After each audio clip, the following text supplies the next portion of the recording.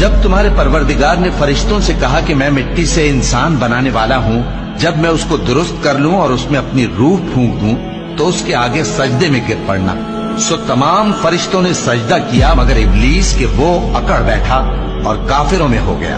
اللہ نے فرمایا کہ اے ابلیس، جس شخص کو میں نے اپنے ہاتھوں سے بنایا اس کے آگے سجدہ کرنے سے تجھے کس چیز نے منع کیا؟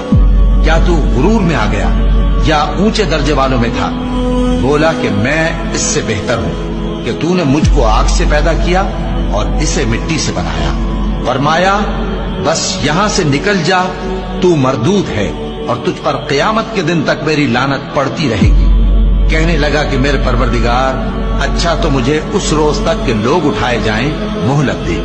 فرمایا کہ تجھ کو مہلت دی جاتی ہے اس روز تک جس کا وقت مقرر ہے۔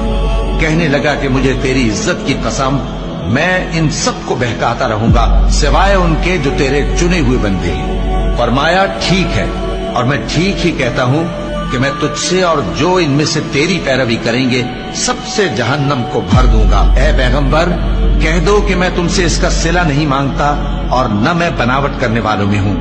یہ قرآن تو اہل عالم کے لیے نصیحت ہے اور تم کو اس کا حال کچھ وقت کے بعد معلوم ہو جائے۔